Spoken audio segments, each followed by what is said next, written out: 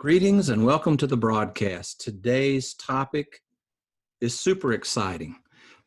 Something I think that historians, academics, inventors, explorers, people have asked about and questioned for a long, long time.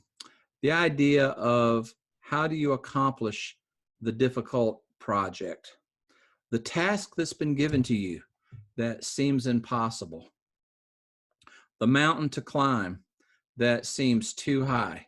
How are these things accomplished? How is this done? And it's really interesting. We can see examples in modern times, great inventions that have occurred, athletic feats that we thought were once impossible that now are routinely done. The great social movements, the civil rights movement, the women's suffrage movement, throughout history. These are all incredible things, projects, if you will, that somehow got done against all odds. And so that's the topic for tonight, and something we're going to take a deeper look into. How do ordinary people accomplish the extraordinary?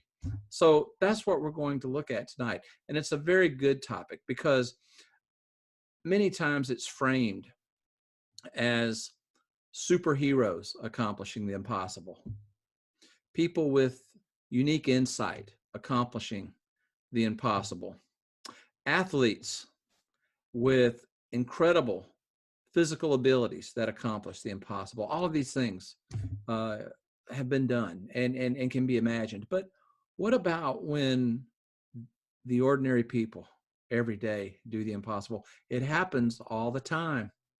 And it's incredible when that occurs, because sometimes talent doesn't win out. Sometimes it's tenacity. Sometimes it's ingenuity. Sometimes it's thinking a little differently. And that's the topic we're going to talk about tonight. When I think about careers and I think about ways to identify oneself through a career, I often think about project management. The idea that someone comes into a project that is absolutely a disaster, is absolutely something that no one believes can get accomplished, and somehow he or she does it, and they do it well. I myself would categorize my career as being someone that was able to take things that might have been lost at sea and brought them back. And I've been a part of those projects. I've been the leader of some of those projects. And I really think it's a great way to build a meaningful career, do a lot of good, and also I think accomplish something really important, something meaningful, something more than average, something extraordinary.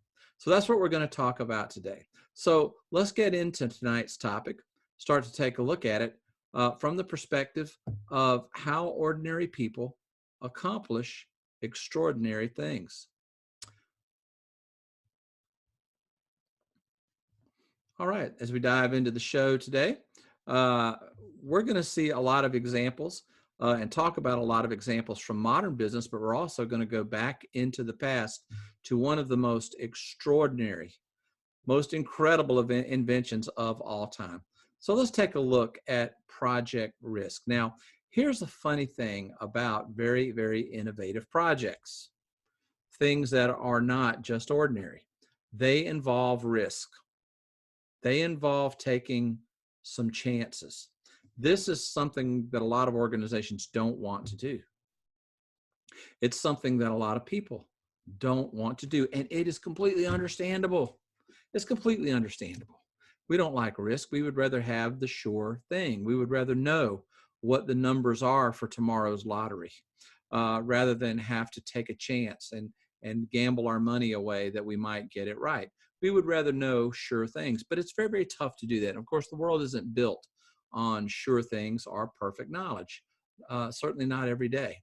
And so risk is a tough subject to talk about, and that's why we're going to talk about it, because innovation is not an easy topic. It's a topic that I think people really like to talk about and like to think about, but it's actually very difficult to accomplish. So let's take a look at the elements of project risk. What makes a project more risky? There are three central elements to project risk. The first one is scope. So let's just read left to right through the diagram here. Scope: the amount of budget, the number of units that are impacted by the project, the amount of time, and the complexity of the project.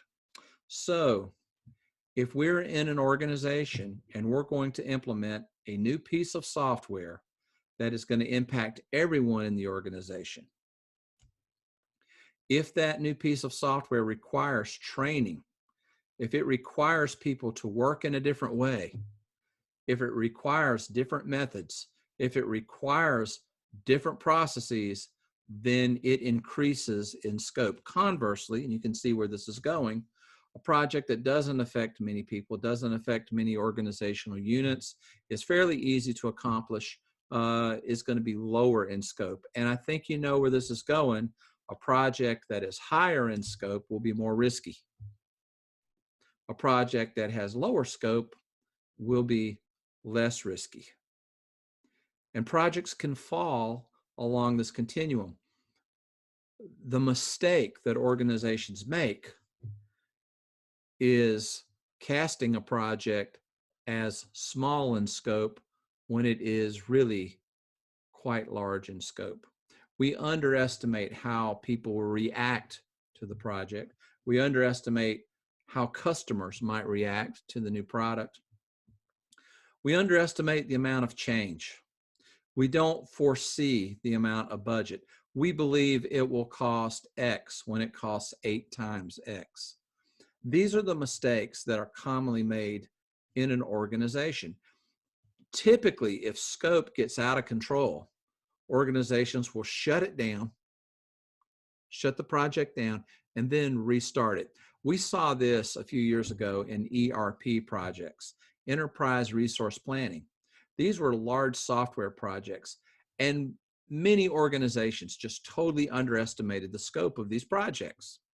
We were going to put in software across the organization, and it would change processes, it would change the way people did things, it would change all of the technology in the organizations. And so a lot of leaders said, well, why wouldn't anybody want this? This is going to be great for the organization.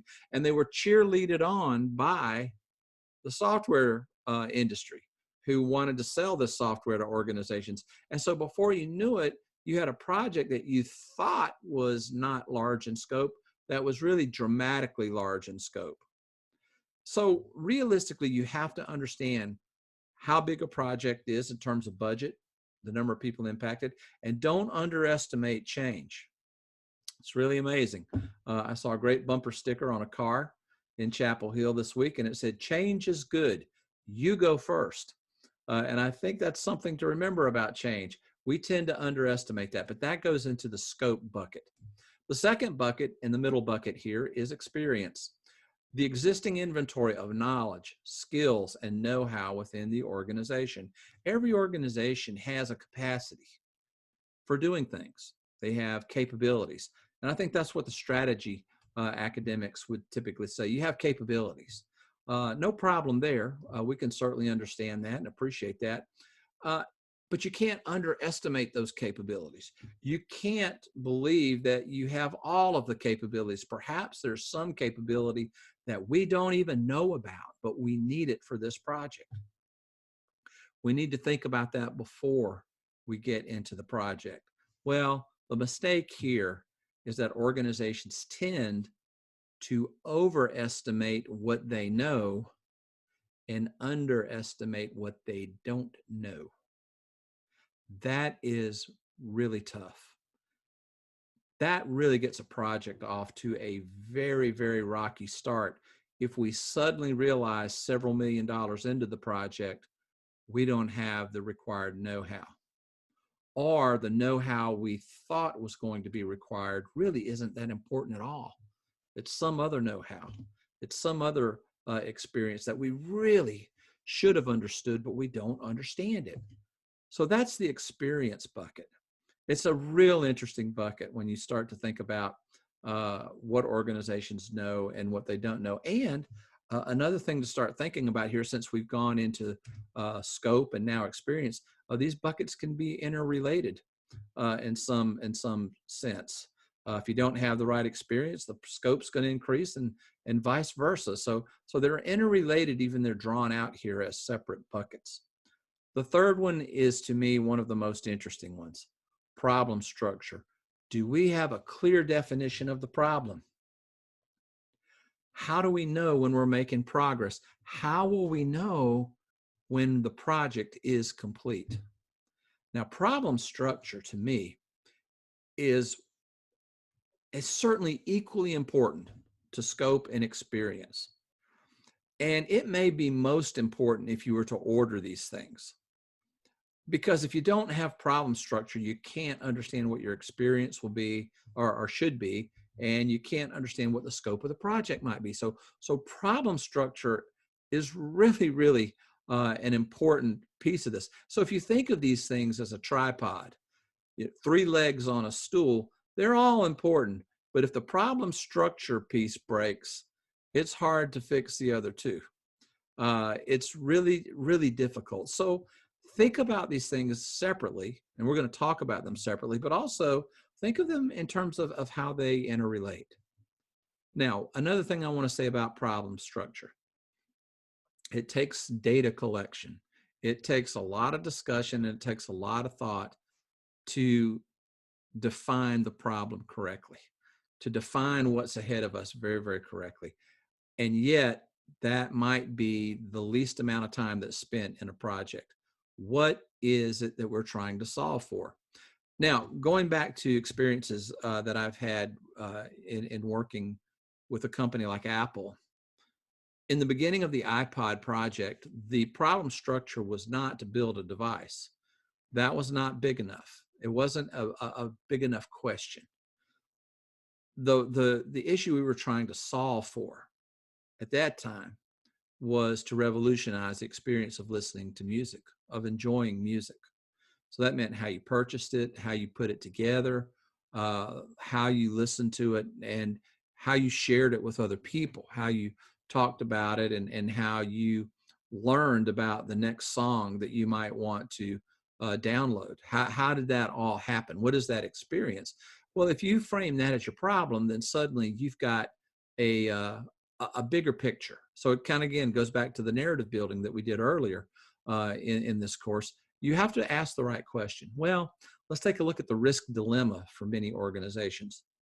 Organizations will tend to take on easy projects. That's just life. Difficult projects will be avoided. If the project turns out to be difficult, some organizations will narrow down that big challenge to something smaller and something doable, and they will call it innovation. And to me, I think that's one of the dangerous aspects of companies. I was consulting with an organization, and they felt like they were innovative. They were able to accomplish projects, but yet they weren't winning in the marketplace. They weren't seen as innovative by other organizations, and more importantly, by stockbrokers and financial investment professionals. They just weren't seen as innovative. They really felt like they weren't getting their innovation award. They weren't being compensated enough for what they thought were innovative things. So a quick study of the organization in terms of the projects that they took on, in terms of how those projects were accomplished, quickly revealed to me that they were asking big questions. They were innovative in that way. But when those questions turned into projects, they were quickly narrowing down those projects to something they knew they could accomplish. It was a sure thing. And so they were taking all the risk out. And not only that, but they were taking the innovativeness out of it. They weren't good at taking the big questions they were asking and turning them into projects and then delivering those projects. So the key to project management, the key to this whole thing, is being able to take projects that are risky and manage them towards less risky territory. Let's take a look at that process. If we take all of these dimensions, the 3 dimensions, and put them together, we can now get some idea of how risky a project might be. Let's go to the least risky project, type 1. And you can see the type 1 project at the far left in the very green quadrant. These things are color coded to give you some risk idea or risk profile. So a highly structured problem. We know the problem. We've solved it before. The scope is small. It's not going to affect our organization. It's not going to ask customers to change at all. And we have high technological knowledge. This is a type 1 project. These are the very least risky projects. Now, it does not mean that they're bad projects, okay? That's not what I'm trying to say here. What I'm saying is that it's very, very risky, and if the only projects you try, if the only ones that you're able to deliver are type 1, then you're going to be less innovative than your competition. You're not going to feel very good about your efforts. You're going to go through this process. You're going to come up with a big idea. You chisel it down until it's a type 1 project, accomplish it, but then feel somehow less innovative than you should be. However, let's flip this a little bit. Let's give some fair treatment to a type 1 project. Sometimes, and these are the magic times, there is an opportunity embedded in a type 1 project. These are low-hanging fruits. These are the absolute great days of being a leader when your next opportunity is a type 1 project. It's something you know how to do. It doesn't involve a lot of scope, and we know what we're doing. So they can go both ways. We don't want all of our projects to be type 1, but there may be some there that are good that might be certainly worth investing in. So we're always on the lookout for those types of projects for competitive advantage. Type 2 projects, same thing. We just enlarge the scope here. It's a little bit more risky. Still low risk. The project is larger in scope, affects more organizational units, but we still have high structure and high technological knowledge. So that northwestern grid, if you want to look at those projects, type 1 and type 2, these are very, very good projects. Unfortunately, for a lot of companies, these are the only projects that they'll try. Let's move over to the right. No, I'm sorry, let's move down. Go to type 3 and type 4. So let's go to the southwest.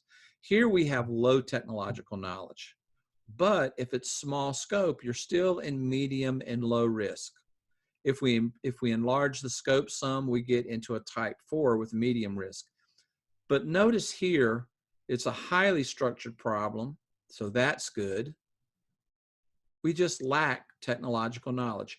Type 3 and 4 projects, that's your collaboration space. The best strategy here to move from low technological knowledge to high technological knowledge is to take on a partner in the endeavor, to collaborate. Now, an example of this is the Apple iPhone. If you take a look at the iPhone project, Apple at the time had very, very, very little experience in telecommunications.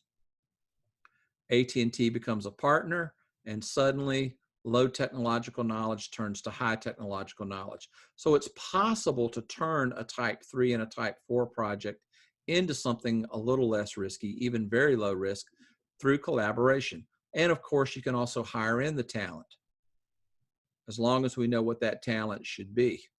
That's the key piece. We've got to know what the skills are, what the capabilities need to be in order to hire in the right talent.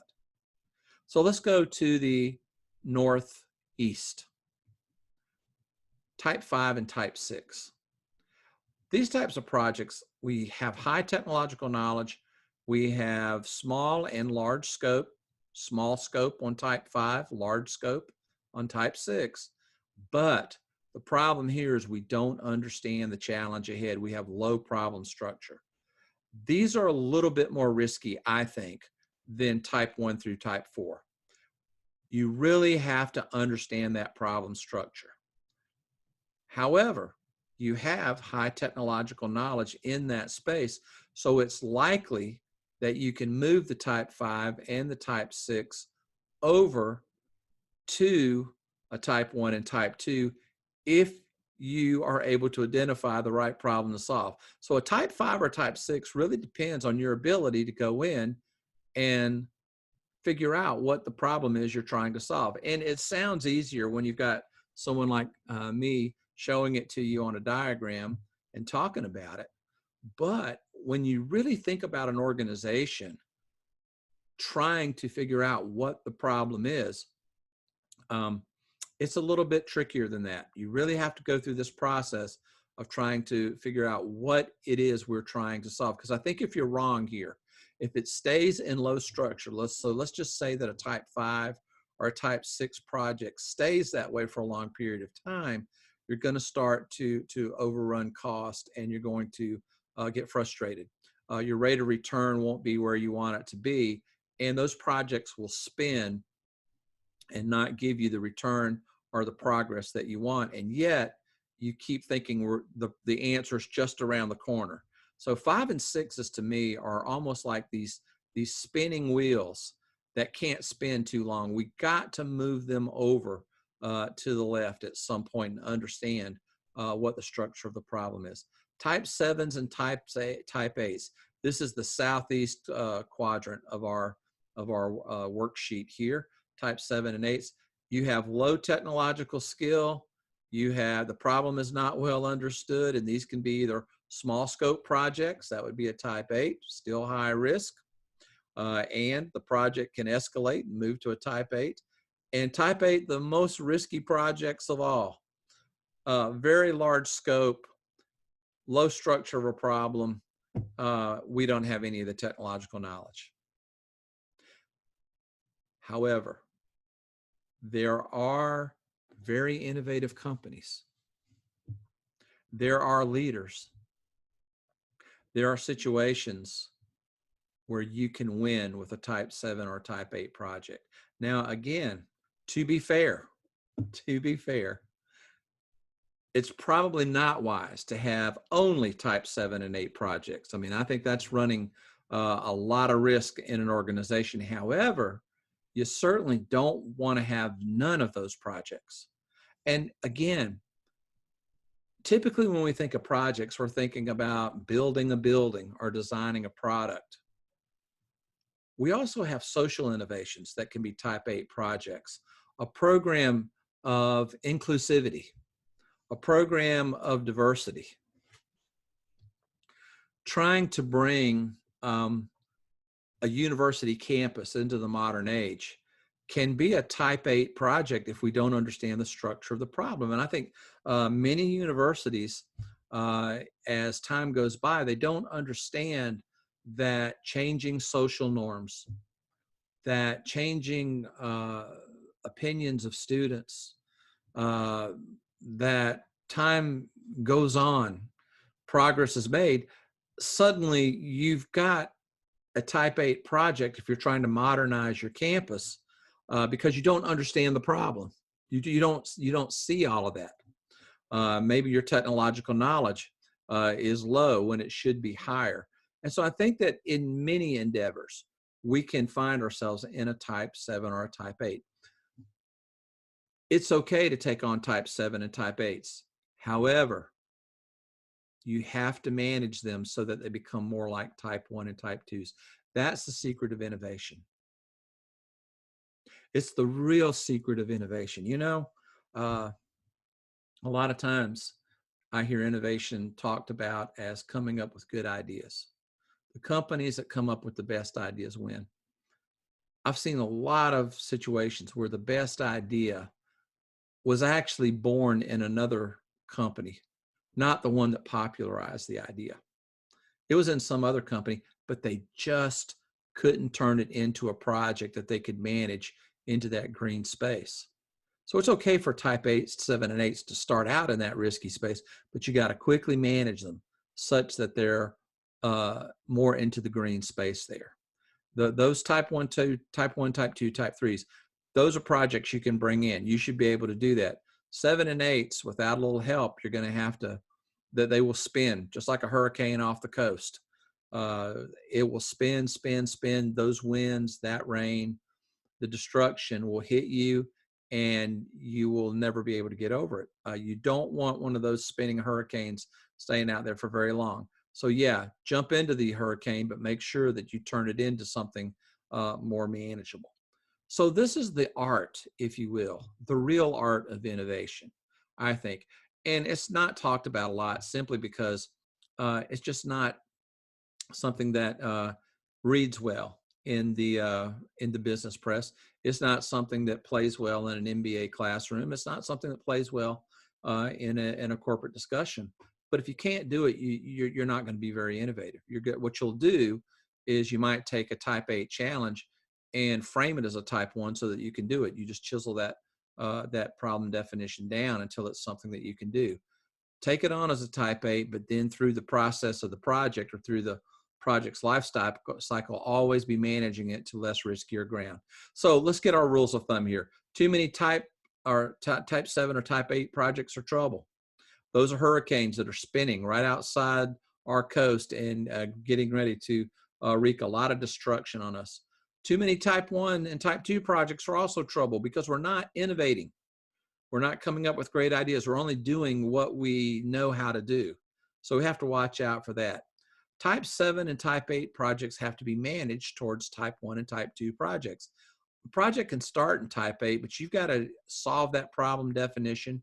Once you've solved that problem definition, I think then you've got to solve the technological knowledge, the know-how issue, and then maybe even solve the scope issue. Start to break that project down into its component parts. So point number 3 is really, really important. Conversely, you can't let that type 1 and type 2 project become a type 7 or a type 8. This typically happens when an organization believes it has the problem definition. It thinks it knows the solution, but it really doesn't. And that project spins off into a type 7 or 8. If you start to think about it, I'm sure you know of a company, you know of an organization that started out very well, started out in type 1 and type 2, but as situations changed, those type 1 and type 2 projects suddenly turned into very risky projects and got away from them. Type 5 and type 6 projects are opportunity to leverage know-how. So this is the northeast quadrant. 5 and 6 you've got high technological knowledge. To me, if you've got that technological knowledge, if you're sitting there on the matrix, but you've got low problem definition and scope, you need to take that technological knowledge and move that project over into a high problem structure where we know exactly what we're doing. Apple does this very well. I think that they are able to use their technological knowledge to create problem definitions or to create opportunities to solve for the right problem and move projects from right to left very, very, very, very quickly and almost routinely. I think that's where, to me, it gets magical, is when you can do this routinely. Type 3 and 4 projects are helping hands. So you have low technological knowledge. This is your partnership projects. Again, we know that we're going to need help here. Sometimes organizations that know they're going to need help won't take on a type 3 or 4 project. They would just not do it. And I think that's wrong too. I think in today's world, today's business climate, and in today's organizational world, we're going to need a whole lot of collaboration. We're going to need that in the people we hire and in the partners that we choose. So these are opportunities. 3 and 4 are good, but it's a little risky for some companies because, well, we're going to have to partner with another company out there. If you've got numerous projects clustered in the Northeast, the Northwest, Southeast, or Southwest, you might have a project management problem. You might be suffering a little bit from not managing these projects strategically. You really want to see a balance of projects. Most importantly, what you want to see is some activity that's managing the most risky projects, the 7, 8s, 5, and 6s over to the left, back to the 1, 2, 3, and 4. So that's really what you want to see, is that we've gotten good at this. So we may receive a project as a type 8, but it becomes more routine, like a type 1 or a type 2. And hopefully nothing catapults it back to a type 8, but it has happened in the past. If you think about NASA's Apollo program, sending sending astronauts to the moon. This project started with Kennedy's speech in the early 60s, and it turns into a space program that's still renowned, the Apollo space program. They were able to take sending astronauts to the moon from a Type 8 to a Type 2 project very, very quickly, very, very effectively. And this is the hallmark of what NASA can do. Any good space agency will be able to take a Type 8 and move it to a Type 2. This was sort of great for a while, but the Apollo 13 project happens. Apollo 13 is a mission where you may have seen the movie or certainly know the story, where the astronauts were potentially stranded in space because of oxygen tanks erupting. Suddenly, the Apollo program moves from 2 to a Type 8 again. So these projects can move back and forth. And so what NASA had to do after the Apollo 13 mission was to reestablish that as more of a Type 2 project again. So a disaster, a change in technology, many things can move projects that seem simple to projects that are complex, and vice versa. So these are the things that you have to think about when you're thinking about project management, and you're thinking about, really, to me, the heart of innovation. Coming up with great ideas is super. I love it. I really, for me, become inspired when I hear a good idea. But I also quickly think, wait a minute, how do you turn that into something we can do? And I think that's the other side of the coin of innovation, is being able to routinely do that. So in the spirit of that, I thought it would be fun tonight. It would be fun to take you behind the scenes of one of the most incredible innovations of all time, the Wright brothers. This is an amazing story of innovation. And what you're going to see here is they work through this matrix in an incredible way. Now, first of all, they're ordinary people. They're nobodies from nowhere. They're bicycle makers. Dayton, Ohio is their home. Now, they're good bicycle makers. They're the sons of a Presbyterian minister, and flight becomes their interest. Flight. And when you think about flight, it's an amazing thing, even to this day. When I get on a jet, I'm always excited about where I'm going, that I'm traveling somewhere, and that I'm doing something that most people weren't able to do. I mean, flight has not been around all that long, and we take it for granted, but we're able to do an incredible thing, to be in New York in a short period of time, to be in my favorite place, Aruba, in a short period of time. And flight is wonderful. And when you feel the wings lift off the tarmac, and you feel the jet go into the air, and you feel that sense of controlled flight, it feels, and it should feel, like a miracle. I hope the next time that happens to you when you're traveling, that you'll think about what they were able to accomplish. Importantly, they're able to do it when others who had more resources, more know-how, actually somewhat more experience, even though the experience they had was wrong, they weren't able to accomplish it. They did what the Smithsonian Institution could not do at the time. So let me take you behind the scenes of some of the characters you're going to see in this particular presentation. Otto Lilienthal, he was the first hang glider. He's a German engineer. He amazes the world with his flights over the German countryside. He flies over 2,000 times, but on one somber day, as he's flying, as he's demonstrating his ability to hang glide, he meets an unexpected updraft. His glider goes into a stall, and unfortunately, Professor Lilienthal falls to the ground and is killed. With his death, many thought flight was also dying or dead. the thought at the time was is that, well, if this happened to Professor Lilienthal, then maybe we shouldn't fly. Maybe God doesn't will us to fly. Something invisible struck him out of the air, and therefore we shouldn't fly at all. Of course, there were other scientists and there were other inventors, namely Wilbur and Orville Wright, who thought a different thought. They thought, what happened?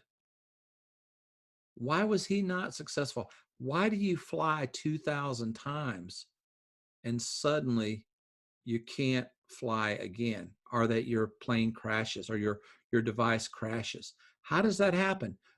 Many people thought this. Octave Chanute is the second character that you're going to become familiar with in this presentation. Octave Chanute is an engineer. He's French born, so he is from France. He lives in the United States. He is the elder statesman of aeronautical experiments. Now, let me tell you a little bit about academic research, because it's kind of an interesting thing. Academic research, you should think of it as a progression. We typically do research, then someone will come behind us and extend our research. Someone will become behind them and further extend the research. Then the original researchers may write something else, but it's this idea of cumulative knowledge. It's the best interest of academic tradition. Typically, no one just goes in and solves a problem alone or in one experiment. It takes several. It takes a cumulative thought, cumulative findings for academic research to truly uncover the hardest of problems. Octave Chanute works in this tradition. He is going around the world chronicling all of the experiments that are being done in flight. He does not know about the Wright brothers. They contact him and ask for his advice and ask him what he has seen. They buy his book and read it thoroughly and start a correspondence with them. He becomes their friend, but he then starts sharing their secrets unwittingly among others. And unfortunately, at the end of the project, becomes more of an adversary than a friend. But he played a huge role in really chronicling all that was going on in flight at the time. Samuel P. Langley is our third character. Samuel P. Langley is the one who should have done it. He had all the resources. He had all the know-how. He just had the wrong know-how. Langley Air Force Base is named for Sam Langley. He is the head of the Smithsonian Institution at this time. And our timestamp here is late 1800s, early 1900s. Sam Langley hangs out with the coolest inventors of his time. Alexander Graham Bell, Thomas Edison. They have lunches together. They talk. There's a community of invention that's almost like a renaissance, and he's part of that. And what he's going to contribute is flight. That's what he thinks his contribution will be to all of this. And so in his circle, he starts to create his theory of flight, what it means to him, and how he thinks about it. The Wright brothers correspond with Sam Langley, but he will not correspond with them. Langley does not correspond with Chanute or others that are gathering all of this information about flight. So what you see is a very different approach. However, what Langley had that no one else had was opportunity. And he had money. He had a lot of money. And so it's very interesting that he did not or was unable to discover flight. So let's take a look at this great experiment, at this great project. Now, this is a very, very interesting presentation. The voices of Wilbur and Orville Wright are narrated by two great American astronauts, John Glenn and Neil Armstrong. So let's take a look behind the miracle, how it happened, how it occurred. And as we go through this, think very, very clearly and think very, very deeply about how they were able to take a project that was very, very risky and turn it into something Like many informed Americans of his day, Wilbur Wright had followed the exploits of Otto Lilienthal through stories in several newspapers and magazines. But unlike Lilienthal, an interest in flying machines was not a lifelong passion for Wilbur. Like many other boys growing up in Middle America, Wilbur and Orville had played with and even constructed flying toys. In 1878, Bishop Milton Wright brought home a little rubber band-powered helicopter, and they played with it until they wore it out. They tried to make a much bigger one, but they didn't have enough energy, enough rubber, enough oomph to make it fly. But in 1896, as Wilbur read of Lilienthal's fateful crash, an extraordinary idea occurred to him. He saw a strategic opening, an opportunity for himself. I think he saw himself as the Wright brother who was going to do something very special and something that was commensurate with his talents. And in a way, it's pure accident that that thing happened to be flight. That happened to be the thing that strayed into his consciousness through the work of Otto Lilienthal.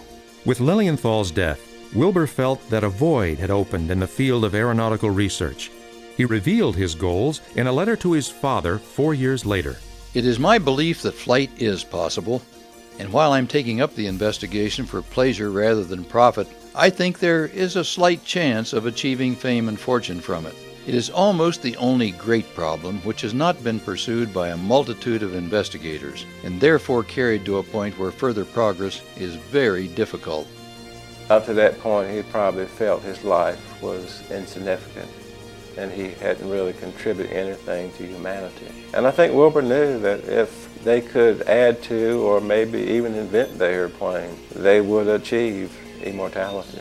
But if Wilbur saw himself as the one who might fill the experimental void left by Lilienthal, he was not to begin in any tangible way for nearly 3 years.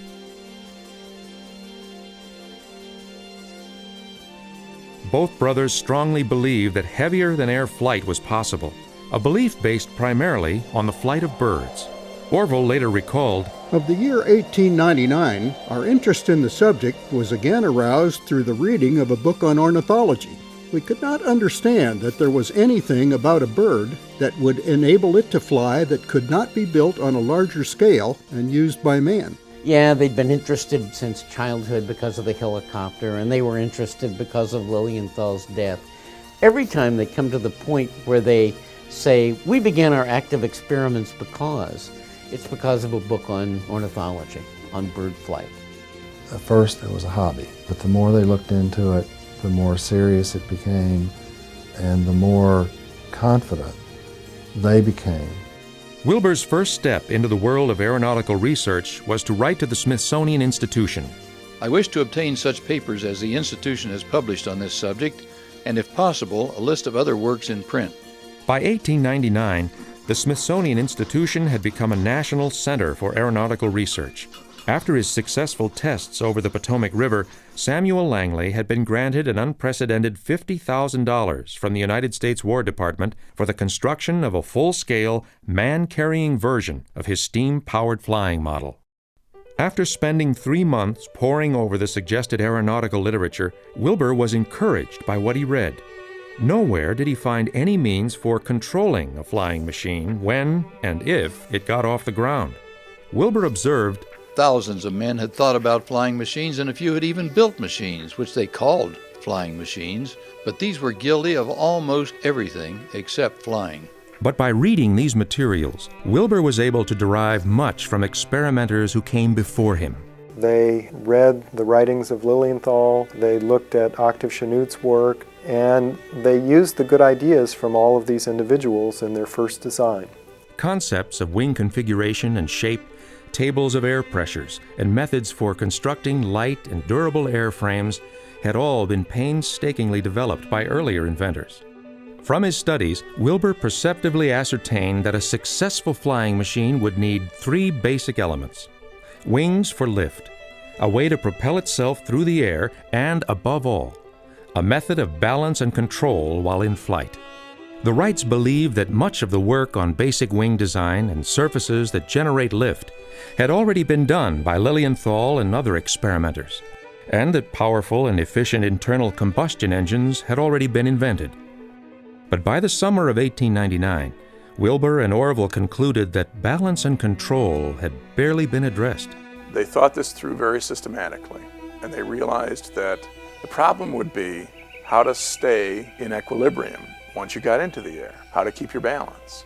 And it's very tempting and maybe right to think that their experience with bicycles influenced them. When everyone else in sight was convinced that you couldn't possibly give a pilot complete command of his machine, because this thing would be like something balanced on the head of a pin. Just drive a pilot crazy. Nobody could keep up with it. What they thought to themselves was, well, wait a minute. If you're trying to explain how you ride a bicycle to somebody who's never seen a bicycle before, and you say, you know, you're going to roll down a hill on this little thing with 2 narrow tires, and you're going to have to balance this way. In addition to which, you have these pedals you're going to have to work, and these handlebars, and you're going to have to coordinate all that. You know, the person you were talking to would quickly become convinced that you'd have to be the world's greatest acrobat to write a thing like that. But the Wrights knew that you internalize the process of riding a bicycle, and they knew the same thing would be true of flying an airplane. After examining all the literature available to him in the field of aeronautical research, Wilbur arrived at a prophetic decision. Balance and control would become his primary focus of study. By solving this one critical piece of the flying problem, he would make an indelible contribution to the advancement of flight and to the world.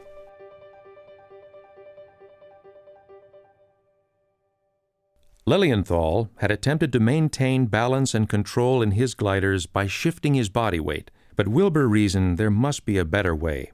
He later wrote, "My observations of the flight of birds convince me that birds use more positive and energetic methods of regaining equilibrium than that of shifting the center of gravity." What Wilbur describes as the earliest idea that we know about, that he was watching a pigeon or a couple of pigeons in Dayton and seeing them sort of very quickly and in subtle ways alter the angle of their wings, and that this is what allows them to keep their balance. One of the places that Wilbur would ride out to is called the Pinnacles, out overlooking the Great Miami River. And we have several large birds in the Dayton area that would fly above the river, and Wilbur would go out and he would watch those. He saw a bird or an aircraft as sort of balanced in flight as if it were balanced on the head of a pin, and it would pitch its nose up and down, and it used its tail for that. And then it would also roll to the right or left, and it would use the pin feathers on the ends of the wings for that. But to adapt these subtle organic movements into a man-made wing would be no easy task. Wilbur would need a system that could easily twist the wings without compromising the structural integrity of the airframe. Both the brothers tried to figure out how to make the wings flexible so they could turn, and Orville had this idea about a mechanical gear that would move one wing up when the other wing went down. But the idea was soon rejected because the mechanism would weigh too much for flight. Weeks passed, and no solution was in sight. One summer evening in 1899, Orville accompanied his sister Catherine to a friend's house, leaving Wilbur to mind the bicycle shop alone. When a customer dropped in to purchase an inner tube, Wilbur removed the tube from its package and fidgeted with the empty box as he spoke with the customer. He had itchy fingers, and anybody would be tempted to do this. He just twisted the box with the ends open, and it occurred to him that this might be it. Out of this absent-minded fiddling, Wilbur arrived at the solution to his problem. As he watched the empty box twist back and forth between his fingers, he saw in his mind's eye a pair of wings, trussed together, twisting back and forth, yet still maintaining their strength and integrity. In this moment of inspiration, he had discovered a way to make a flying machine's wings perform the subtle maneuvers needed to maintain side-to-side or lateral control. I love the image of Wilbur standing in the bike shop twisting that cardboard box. We may attribute too much to that moment. On the other hand, there are breakthrough moments that creative people have, and that was clearly one of them. And it's one that we can reproduce by holding a little cardboard box in our own hands and twisting that box. And so it's exciting to share that moment with Wilbur Wright. Wilbur put his concept to the test, first by making a static model out of split bamboo, paper, and thread. Next, he built a working model, a kite that he could test in the air. He worked at a rapid pace and was soon ready with his biplane model. Made of a pine strip frame covered with fabric and sealed with shellac, the kite spanned 5 feet. Amused by the sight of an adult playing with a kite, several of the neighborhood boys could not resist tagging along behind Wilbur as he carried the large and unusual-looking kite to a field near his home. There's also some evidence that Wilbur took it in stride and actually enlisted the help of the kids. I know you have to be there on the controls and you have to have 1 or 2 other helpers. He's controlling the glider from the ground with 2 sticks that he can vary back and forth to pull strings that make the glider warp or twist, just like he twisted the box. The kites begin to show the Wright brothers' approach to the science of aeronautics and how they differed from so many of their peers. He doesn't build an airplane and then risk his life trying to fly it. No, he builds a small model to see if indeed an aircraft can be rolled from side to side using wing warping that he has discovered. He analyzed the problem and took it apart piece by piece and solved 1 piece at a time. That was different than many experimenters who were attempting to do all things at once. This method of control, this wing warping control that they first tested in the 1899 kite, ended up being central to the successful invention of the airplane. So that little kite really is the origin of their 1903 powered airplane. But the innovative principles Wilbur successfully tested in this model did not automatically translate into a full-size glider. Wilbur would devote another year of research and planning before attempting to build a glider that he would trust with his own life.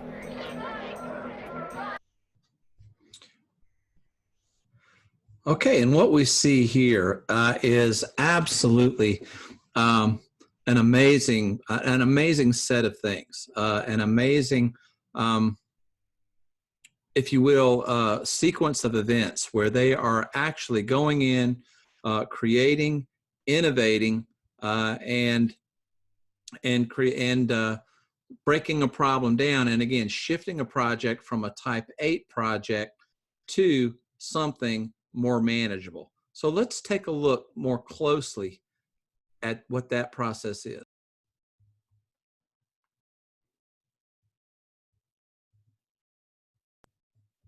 All right. One of the things that's really interesting is how the Wright brothers learn, how they start to organize their knowledge. Now, the way we can think about this from an organizational perspective is from 2 dimensions. Take a look at the vertical axis, the state of knowing. So this really gets into how we know, our process of knowing. If you look across the horizon there, the state of knowledge, that's knowledge itself. If you start to combine these things, knowing what you know, this is explicit knowledge. This is knowledge that we code and keep. One of the things that was really interesting about the Wright brothers experiment is they really start off by solving the riskiness of the knowledge. They know that they know very little. They start to codify, though, what they know through experiments, through testing, by building that small glider, flying it in the air, and writing things down. It's really interesting if you study this project in detail and really take a look at it in terms of just what they did. It is amazing the amount of notes that Wilbur Wright kept, the amount of data that he collected, and what we call that is explicit knowledge. There was complete record keeping of what they knew, and it was factual. It was absolutely things that they knew through their process, and that's the explicit knowledge piece. So that's the blue grid. They do a great job of this. In contrast, Samuel Langley, who you're going to see and learn more about in a few minutes, he does not do such a good job of this. He doesn't keep records. So he doesn't really know what he knows about the experiments that he's conducted. The Wright brothers are keeping incredible records. Let's go down to the tacit knowledge piece. This is not knowing what you know. This is knowledge that is not coded, and it's experiential. Now, one of the things that I like to talk about are the degrees that I've earned. That's always a nice accomplishment, but I talk about the degree that I'm also earning every day, and I call it my degree of experience the things that I learn, and I'll never be complete. That degree will go on. There is no graduation date for the degree of experience. Hopefully, you keep adding on to it. Maybe someday when my shift is over, then I can say my degree of experience is over and I've learned all I can learn. But when you think about a degree of experience, it's things that you learn along the way and how you learn them. That's tacit knowledge. That is embedded in an organization. It's really, to me, the stuff that competitive advantage is built on is not so much what you know, but your process of learning it and your process of expanding that. And it's tacit. It's not something that can be written down. It's not something that I can put in a book and pass on to you. It's really more the conversation that I'm having with you right now, the things that I've learned, the mental connections that I make. The Wright brothers also do a great job of capturing this tacit knowledge, their process. They're able to learn more. Now let's go to the top right, planned ignorance. Believe it or not, it's a sort of a funny named grid, but they do this very well. Knowing what you don't know, being able to cast out ridiculous ideas. To me, what planned ignorance is, it's the knowledge we filter out because it distracts us. Things that keep us off the path. Theories that we know will not work. Testing and knowing that something is not part of the solution. They do this extremely well. They're very, very focused. And that's what they gain out of their effective management of this grid. They're able to effectively create focus and eliminate distraction by purposefully filtering out knowledge that's not useful to their particular project. You're going to see more of this when we go back to the story in just a little bit. And of course, innocent ignorance. This is the real danger one here, not knowing what you don't know. This is knowledge that's completely unknown, things that we don't know that we need to know. Again, the Wright brothers do this very well. They gain experience. Now, what they're able to do, and let's just see how they do it here, is really sort of the secret sauce of innovation. One of the things they do to improve their experience and their know-how, their technical knowledge, is the role of analogies. They start studying birds, study something that can fly.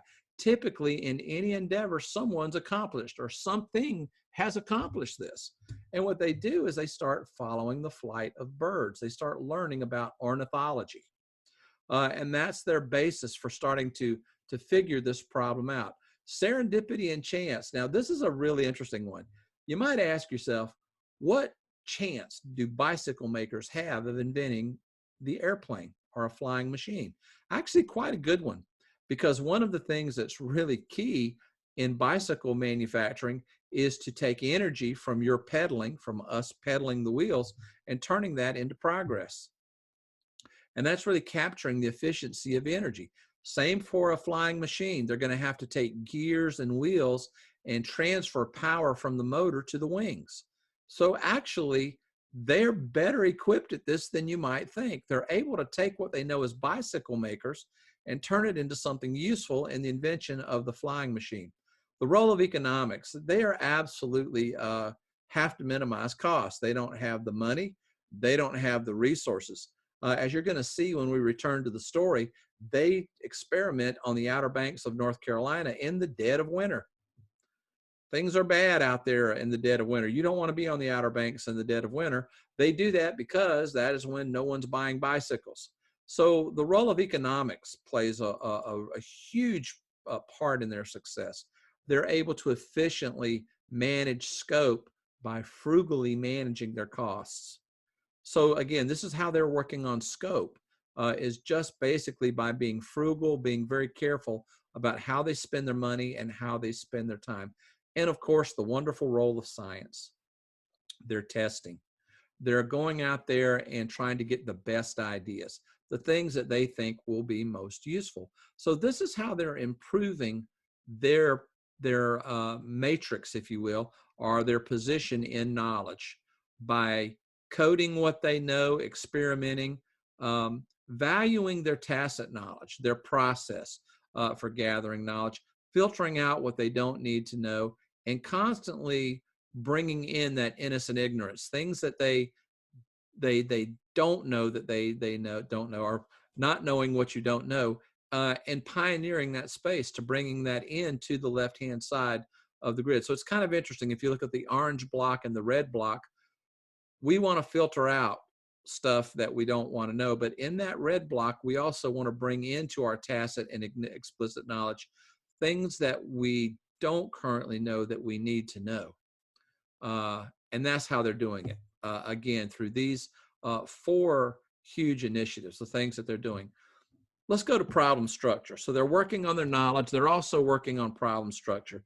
This is a great way to think about working on problem structure, and the Wrights do this very, very well. You got to define the problem. What are they trying to solve for? What is flight? Not how do we make a machine stabilize in the air for a period of time. I think the first thing they do that's absolutely great, and it's something that I try to do in my consulting and my own work and research. Who's done this before? That's called prior art. Is there something or someone out there who has done something close? An analogy, another project where this was successful. Is there something out there that can help us start to shape the problem? And then you start to experiment. You saw that visually just a few moments ago, where Wilbur Wright is out there trying to experiment with his kites, with his small gliders. What that does is give you proof of concept. So that's the left-hand part of the wheel of design here, is the proof of concept. Now keep in mind, this wheel may spin a few times before you're able to clearly define the problem, but the Wrights are going through this in a very methodical way.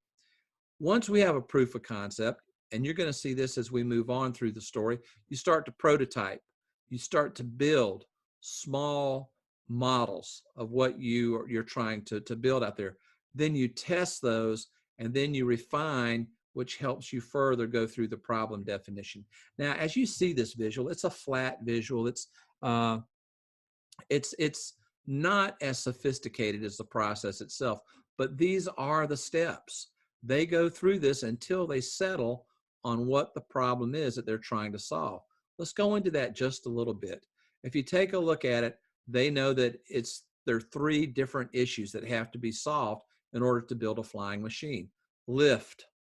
You've got to get the device up in the air. You've got to be able to propel it. And as you saw in that last bit of video there, you got to control it.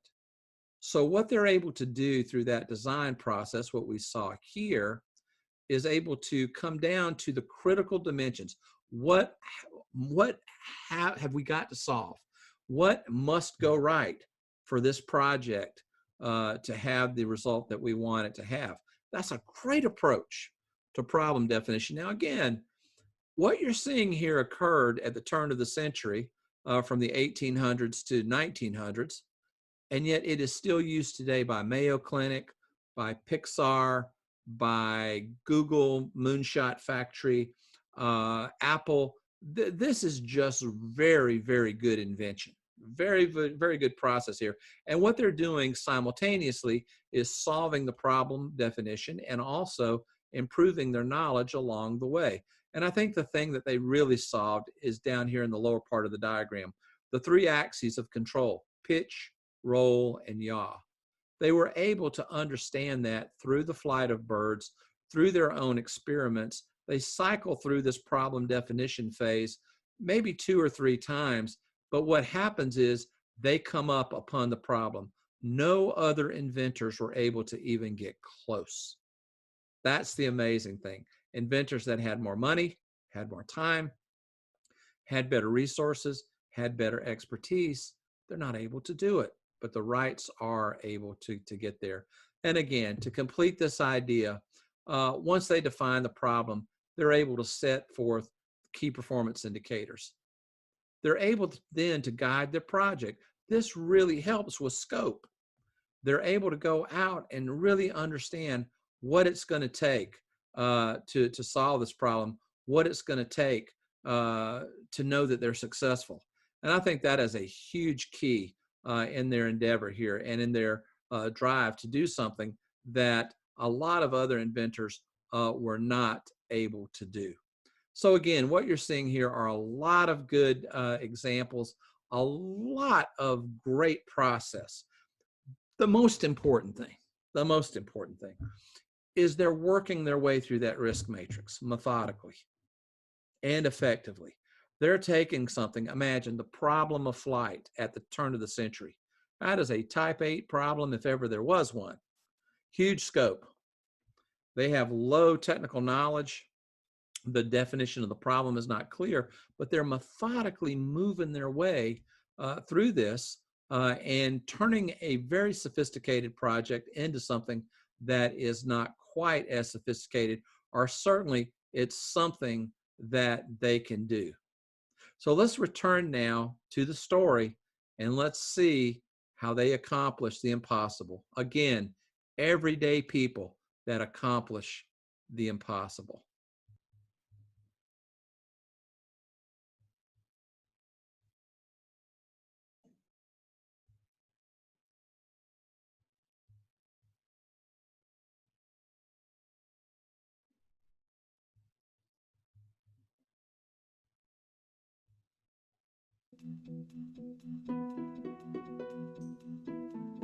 They are intuitively engineers of genius. They have this fundamental understanding of a really effective way to approach and solve technical problems. And it carries them from the beginning to the end, really in a remarkably short period of time. Only 2 years earlier, Wilbur had written, I am certain I can reach a point much in advance of any previous workers in this field, even if complete success is not attained at present. Now the Wrights' future path was crystal clear. They would return to Kitty Hawk the following year and fly a powered machine. With the problems of lift and control solved, the brothers thought that building a bigger machine and adding an engine and propellers would be relatively simple. They started designing the new machine before leaving for their return trip home. Many experimenters would design an airplane, try and see if it would fly. If it wasn't successful, go on to something completely different. The Wright Brothers airplane was a continually evolving single design. If you look at their very first craft, a small little 5-foot wingspan kite, it looks very similar to their final powered airplane of 1903. Back in Dayton, the brothers immediately went to work on the project. Wilbur contacted at least 10 engine manufacturers, only to discover that none were willing or able to build a motor that would be light enough for their new machine. Propeller design would also prove to be more difficult than the brothers had anticipated. They assumed that since ships had been using propellers for years and years and years, that there just had to be all sorts of engineering treatises on how to make a propeller. And when they got into it, they found that no, it was still very much an empirical science. Throughout its 100-year-old technological history, ship propellers had been designed using trial and error methods only. The Wrights had spent the previous 4 years designing and handcrafting every piece of hardware, shaping every rib, and sewing every stitch on their flying machines. Undeterred by the lack of reliable propeller data and a suitable engine, the Wrights resolved to do the work themselves. But for the engine construction, they had an experienced assistant. Charlie Taylor, their bicycle shop machinist, fabricated the motor from plans prepared by Orville. I made all the different parts in the motor. I even made the crankshaft.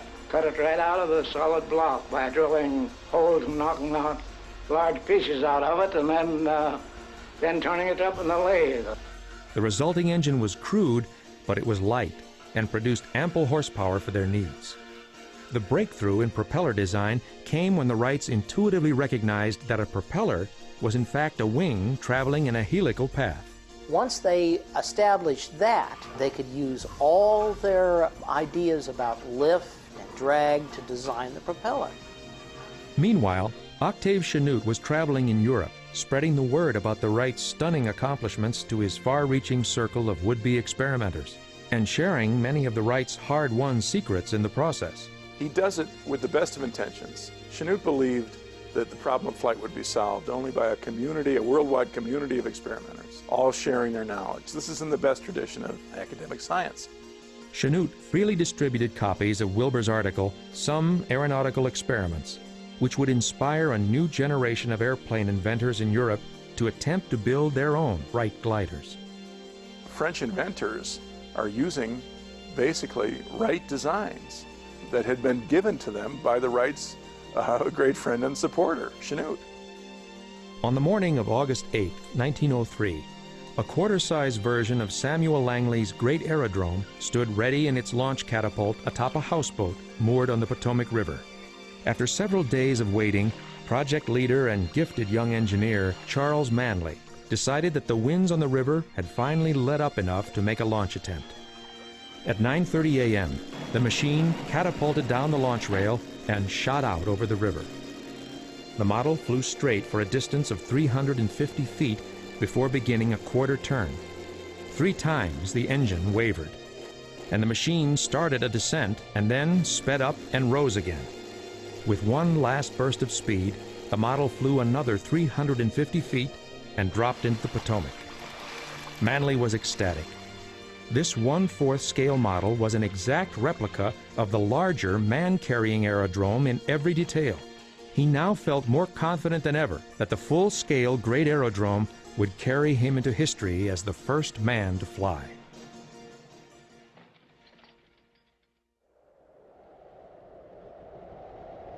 Orville and Wilbur returned to their old campsite on September 26, 1903. They put off repairing and enlarging their weather-beaten structures to take advantage of the good flying weather. Breaking out their 1902 glider once again, the brothers increased their record glide time to over 71 seconds in the air. Their spirits were high, and their confidence was at its peak. By 1903, they weren't experimenting anymore as much as they were proving that they had succeeded. Their only goal was to get their new machine, called the Flyer, into the air. To make a powered, sustained flight, prove that it could be done, go home. But as the weather intensified on the Outer Banks, so did the Wrights' competition grow 200 miles away. While the brothers were contending with torrential rains and winds as high as 75 miles per hour, Samuel Langley, with his assistant Charles Manley, prepared to test the great aerodrome flying machine. Like the earlier, smaller models, the great aerodrome would be launched from a catapult atop a houseboat anchored in the Potomac River.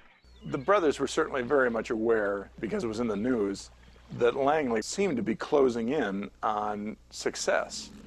On October 7, 1903, Charles Manley climbed into position on the great aerodrome, ran up the engine, and gave the signal to launch. The machine shot out of the catapult and down the rail, only to arc into the waters of the Potomac. In the words of one reporter, like a handful of mortar. Langley was not present for the trial. Wilbur wrote to Chanute after reading the news, "I see that Langley has had his fling and failed. It seems to be our turn to throw now, and I wonder what our luck will be." But Langley was not finished yet. He and Manley promised that another attempt would be made before winter set in, blaming the failure of the first test on a fault in the launch mechanism. The aerodrome, they insisted, would fly. Meanwhile, high winds and rainstorms repeatedly struck the Outer Banks, impeding the Wrights' progress. They had not yet begun testing their machine. The brothers attempted to ward off the miserable camping conditions by improvising a makeshift stove out of an empty carbide can. Orville complained about the smoke-belching contraption in a letter to his sister.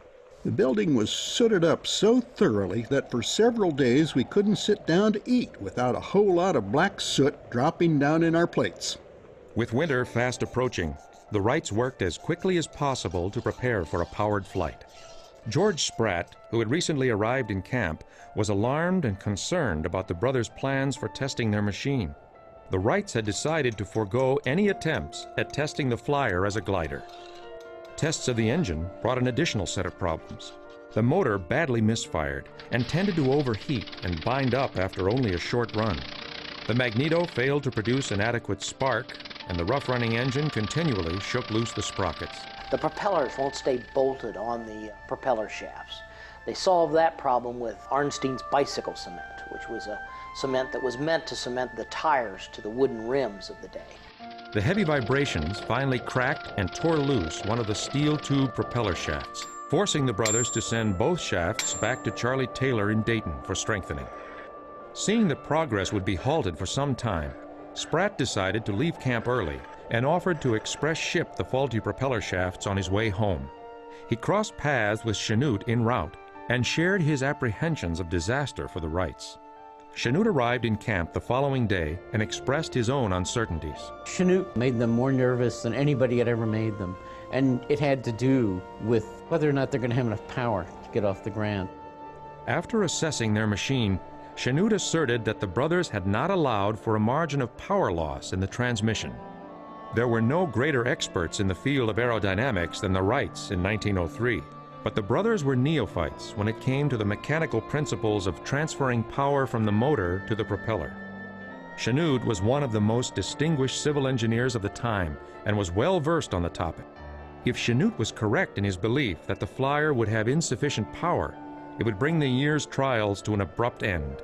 There was no way for the brothers to make the flyer any lighter or make it generate more thrust. The potential ramifications were devastating.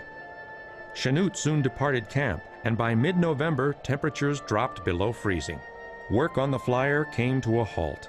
Until the repaired propeller shafts could be returned, all the brothers could do was wait and worry. Orville expressed their new fears in a letter. We're now alone again, the first time for about a month. The weight of our machine, complete with man, will be a little over 700 pounds, and we're now quite in doubt as to whether the engine will be able to pull it at all with the present gears. Mr. Chanute says that no one before has ever tried to build a machine on such close margins as we have done to our calculations. On November 20th, the repaired propeller shafts arrived, and the brothers set about testing for the suspected loss in power. Running the assembled machine on a section of its launching rail, the Wrights measured the amount of pull the flyer generated. To their relief, Chanute had been wrong. Their calculations were correct. The machine did generate enough thrust. The brothers were vindicated and relieved. But their elation would not last for long. After a week of testing the engine and transmission, they noticed yet another hairline crack in one of the shafts. In that moment, their hopes of launching the flyer that year had all but disappeared. They determined that the only solution to the problem was to replace the hollow propeller shafts with rods of solid spring steel. Obtaining the new shafts would mean another long round trip to Dayton, delaying any trials for many days. In the meantime, Langley would make his second attempt, which he had confidently predicted in the press would succeed. And there was the weather to consider. Every week that passed put the Wrights deeper into the harsh winter season. They knew too well how brutal the winters could be on the Outer Banks. Only last winter, while they were away, gale-force winds had literally ripped their little building off its foundation. The sensible thing, they realized, would be to pack up their camp and return in the spring. Even if Langley was to be the first in the air, they reasoned, they still had much to contribute to the progress of manned flight. Yet, after coming so far, their ultimate goal was within grasp. They would continue on. On November 30th, Orville left for Dayton to have the new shafts made, while Wilbur stayed to hold down the fort, or at least attempt to keep it from blowing away. While the Wrights struggled through setbacks, Langley was in a struggle to save his reputation. The Army's $50,000 grant had been depleted, and $23,000 from the Smithsonian had also been spent. The unsuccessful attempt 2 months earlier had put his team's credibility into question. The aerodrome's second attempt would be their last chance to save face. Charles Manley would again be the pilot. He stripped down to his long winter underwear to avoid being hampered by excess clothing in the water and put on a cork-lined jacket. Whether success or failure awaited him, Manley knew that he would be taking a plunge in the icy river below. With frigid gusts of 20 miles per hour, the boatman had difficulty keeping the houseboat's launching apparatus pointing into the wind. It was almost dark when Manley ran up the engine and gave the signal for release. The great aerodrome shot down the track, assumed a nose-up position for a fraction of a second, and then slipped tail first into the icy Potomac.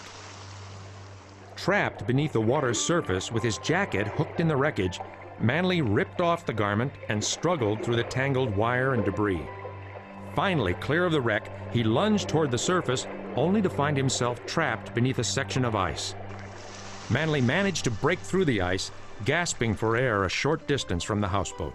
The language that the newspapers reported as he was hauled out of the water was something you wouldn't expect from a minister's son. Langley's aerodrome debacle became the subject of newspaper editorials and jokes on the vaudeville stage.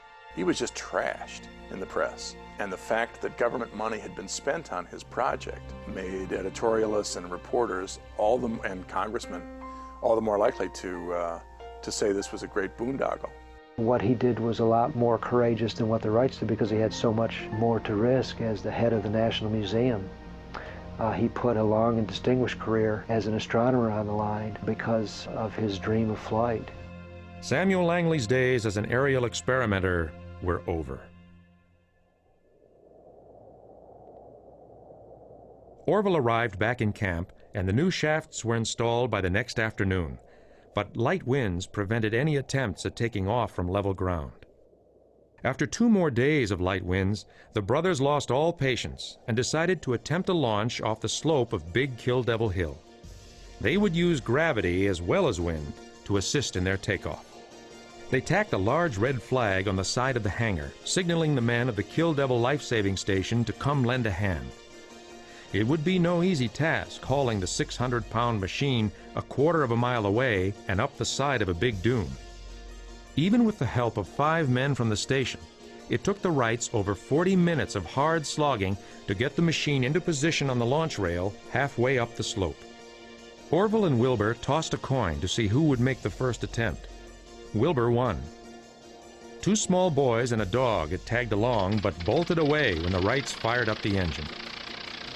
Orville took hold of the right wing, while Wilbur climbed into the pilot's position, lying prone on the lower wing. When everything was ready, Wilbur pulled the release, but nothing happened.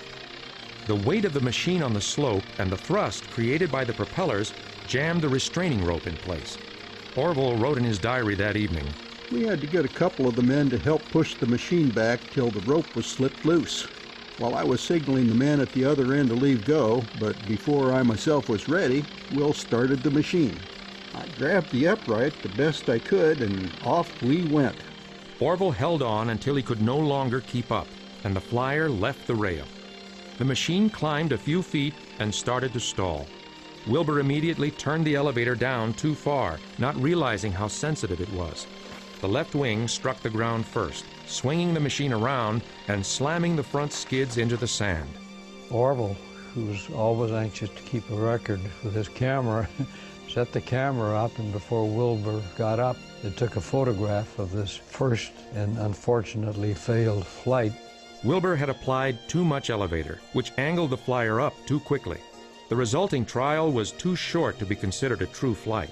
The only damage, however, was a splintered elevator support that would require a day or 2 of repairs. But they were not discouraged at all. That night they sent a wire home to their father, ending "Success assured, keep quiet." They didn't want the press involved until they had made a flight from the level. They would not attempt another start from a slope. Launching down an incline would not be considered by others to be a true unassisted first flight. It was obvious to the brothers now that with the right amount of breeze, the flyer would take off from level ground. All they needed was a proper wind. The next time they get a chance to fly is Sunday, December 16th, 1903. They get up, it's a perfect day, the wind is just right, and the problem was they had promised their father they wouldn't fly on Sunday, so they don't. The brothers arose early on Monday, December 17th, to cold northerly winds gusting up to 25 miles per hour. To give you an example how cold it was that morning, it had rained the night before. So a number of the freshwater puddles that accumulate around the campsite, they had frozen over. They were apprehensive about starting their trials in such strong wind with an unfamiliar machine. Hoping that the frigid gusts would diminish, they waited by their stove and tried to keep warm. The high winds continued throughout the morning with no sign of relief. By 10 o'clock, the brothers could wait no longer. They decided to risk it all, the machine they had toiled over for so long, and their very own lives. They signaled the lifesavers with the red flag and began laying out sections of the launch rail. By 10:30, the machine was ready to go. It was now Orville's turn to attempt a flight. According to lifesaver John T. Daniels, The two inventors shared a private moment and shook hands while the engine warmed up.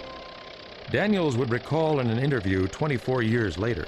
We couldn't help notice how they held on to each other's hand, sort of like two folks parting who weren't sure they would see one another again. And the idea of them shaking hands, especially as if they would never see each other again, after they'd sent this telegram to their father 3 days before, success assured, that to me seems quite out of key. Lifesaver Daniels was assigned to Orville's box camera, positioned on a tripod and pointed at the end of the track. His only duty would be to squeeze the camera's shutter ball if the machine left the launch rail. Orville climbed into the hip cradle and grasped the controls. With Wilbur in position at the right wingtip, Orville pulled the release.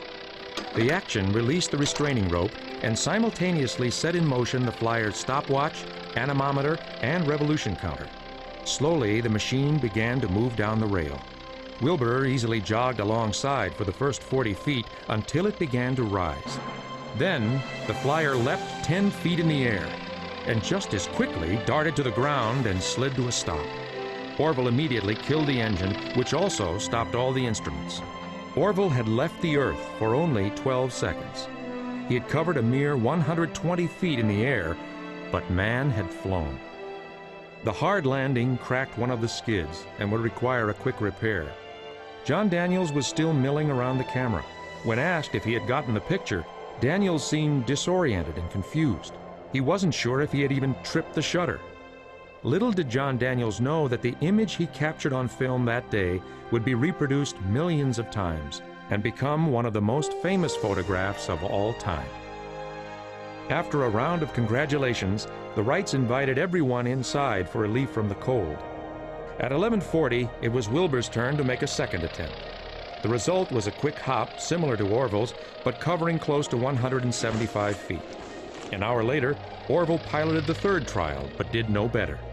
As high noon approached, the brothers decided to make one more attempt before lunch.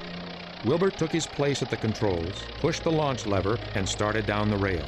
As the flyer left the track, it behaved no better than in the previous trials, lunging up and down as Wilbur tried desperately to control the oversensitive elevator. As the flyer passed its longest previous distance mark, the pitching became even more violent. Like before, the aircraft staggered and dove toward the ground.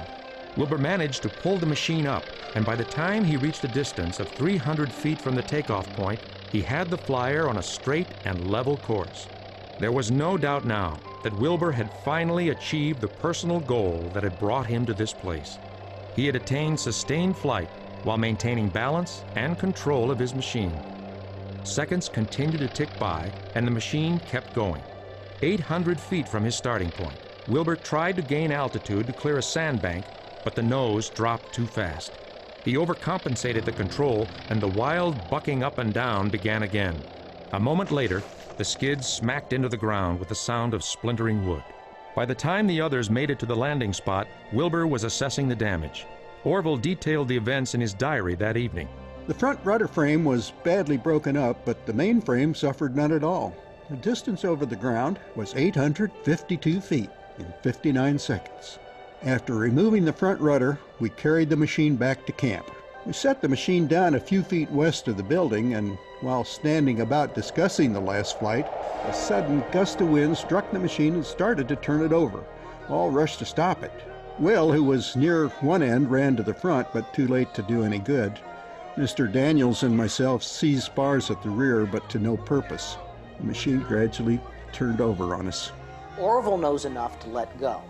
Daniels doesn't, and he stays with the aircraft. The aircraft begins to tumble over and over and over, wrapping Daniels up inside this wire and wooden pond. They're convinced that he's just going to be mangled, but when they finally get to the aircraft, when it stops rolling over, Daniels is in the middle of all this mess, completely unscathed. And for the rest of his life, he tells people that he made the 5th flight at Kitty Hawk on December 17th. The high-spirited group dragged the shattered flyer into the hangar and gradually dispersed. The Wrights ate their lunch before walking the 4 miles to the Kitty Hawk Weather Bureau station to send a telegram to their father. Once they'd made a successful flight, They simply telegraphed their father and told him to release the press release that they'd prepared in advance. So that implies a fair amount of certainty on their part that they knew this machine was really capable of flight. Having done what they set out to do, the brothers looked forward to being home for Christmas. "We at once packed our goods and returned home," they wrote in a statement to the press, knowing that the age of the flying machine had come at last. They didn't fly a very long distance, but it was the first time that we saw a heavier-than-air craft take off on its own power, make a sustained level flight, and land successfully. Wow. What an incredible story. What an incredible adventure the Wright brothers have. And, you know, what's amazing to me about it, again, to reemphasize, is how they methodically work their way through a project that is incredibly risky, has low probability of being accomplished, and yet they do it. And again, many organizations are able to do the same thing with ease by just successfully managing away the risk very methodically. So let's just take a look and wrapping up at how they did it. What was the magic behind this particular miracle? And that's really what we have to call it, as a miracle. Well, first of all, as I mentioned earlier, Sam Langley should have done this. This really should have been his project. It should have been something that he did, something that he accomplished, and yet he was unable to do it. So let's compare the two projects. First of all, let's take a look at the Wright brothers on the left. They're bicycle makers. They have $2,000 of their own money. They're working on the flyer in spare time. But they hit that problem definition. That's what we talked about just a little while ago. The problem of flight is one of properly controlling the aircraft. Their process is very scientific.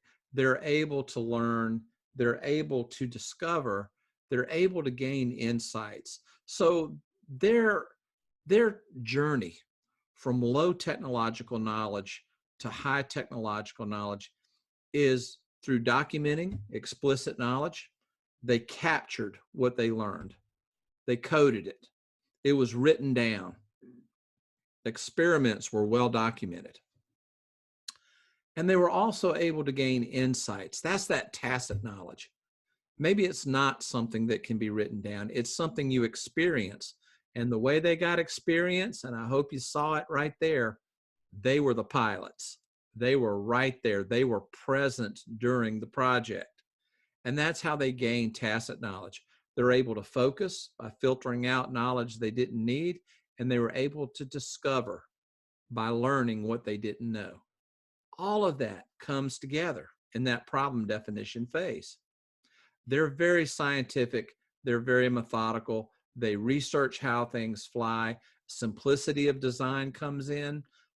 They do so much right here. Let's compare it to Langley. Now, certainly Langley was a renowned scientist of his time. He's got $70,000 of government money. He's got the resources of the Smithsonian Institution. He has the best minds working with him. He's focused on the flyer full time.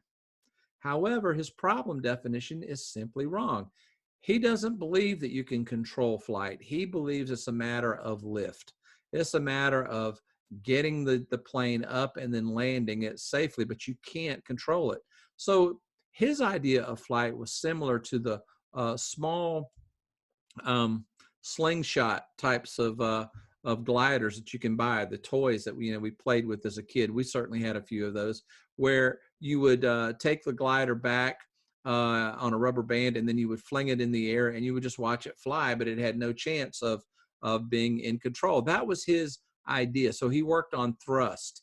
He worked on momentum of getting it up but not controlling it, getting the flight going, getting the machine in the air, getting it aloft, up and going, and not worrying about whether you could control where the machine went. And so his view of flight was very, very different than that of the Wright brothers. His process is bureaucratic. He focuses on the theory of flight. He experiments with scale models. So he would fling full-scale models in the Potomac, and then if that didn't work, try something different. He's not documenting his knowledge. He has no experiential knowledge. His research scientists are out there doing all the work for him. He is having lunch and tea with other inventors. So for him, he's not very present. So he misses out on tacit knowledge. He's not documenting explicit knowledge. He's pretty sure of what he knows, so he's not concerned about what he doesn't know. And he's totally out of focus. I mean, he is trying everything. So his journey through technological experience should have been much better, particularly given the starting line that he had. Also, I think another thing that the Wright brothers do is they understand how to manage the scope of the project. This is a high-risk project. The range of change, if you want to think about it that way, on the vertical axis is very, very dramatic. If you look at the reach, how this, how the span of impact, organization would impact, is very, very high risk. So it starts very, very high. Methodically, they're able to manage this into a low-risk project simply by breaking the project down into its component parts and understanding what has to be accomplished first, second, third, fourth, and so on. That was the magic. But to get there, they had to understand the problem. They had to build their technological knowledge.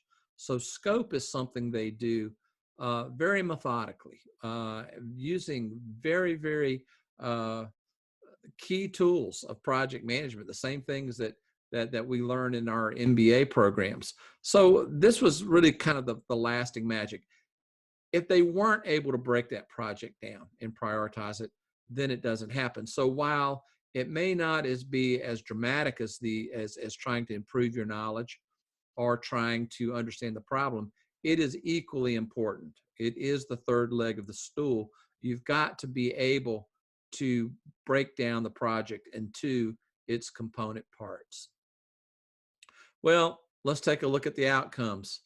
The Wright brothers look at the beauty of the aircraft, the lift, the most famous photograph taken of all time around aeronautics.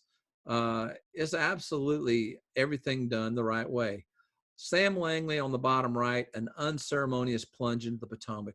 One thing to notice here, take a look at the picture of Langley's machine. Most of the project money went into the houseboat that foisted up the machine that they would then dump into the Potomac. He really had all of his money invested in the wrong way. So it's really interesting. Sometimes more money gets you out of focus than rather focusing the project. The Wright brothers had no money to build that houseboat. They couldn't have done it. Now, don't feel too sorry for Sam Langley. He did fail. It was a disappointment to him, but he unwittingly built the first prototype of an aircraft carrier. So there's some interesting history for you. Sam Langley says his efforts were undermined by inadequate federal funding. Probably not. And here's the view from the War Department, which was the Department of Defense back then. We're still far from the ultimate goal. It would seem if years of constant work and study by experts, together with expenditures of thousands of dollars, will still be necessary if we hope to produce an apparatus of practical utility. It's amazing. Nope, you need know-how. You need to define the problem. You don't need more money. So it really gives you some idea of how they accomplish the impossible, how extraordinary people, how ordinary people rather can do extraordinary things. So if you take a look at this in our project risk matrix, take a look at what the Wright brothers are able to do. And this is my own view of what happened. You may have a different view having seen this video, but this is what I take away from it.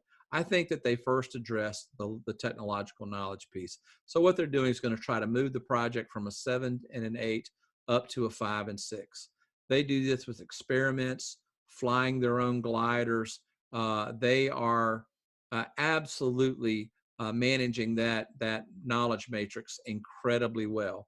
They're discovering what they need to know, what they don't know. That's important. They're filtering out things that they know will not work. they're documenting, and they're gaining insights. All of these things are happening. When that happens, they've moved to fairly high technological knowledge. They do this at a real rapid rate. Then what I think they did, once they gather the technological knowledge, they then move the problem over to a more structured type of problem. They understand what flight is. They develop the 3 axes of control. Then finally, they break that project down into its component parts. If we compare that to Sam Langley's project, it absolutely has 2 major things. Number one, he believed it was an easy project. He believed it was a type 2. That's what he believed. He didn't recognize the project for its complexity in the beginning stages. However, once he does realize it's a type 8, he can't move it out of that matrix. He basically doubles down on a flawed definition, problem definition. He doesn't realize he doesn't have the technological knowledge he needs. He won't communicate with the Wright brothers. He won't communicate with Chanute. He knows what he knows, and that's all he knows. So his management of that knowledge matrix is absolutely poor. And so the project never, ever leaves type 8. How true that is sometimes for even today's organizations, that we just can't get projects out of that risky matrix. Well, if we take a look at these 3 axes, if we take a look at those 3 dimensions, it is possible to move very, very risky projects to safer ground. And again, I know I've mentioned it 1 or 2 times, but allow me to mention it one more time because I think it's important. This is the real magic of innovation.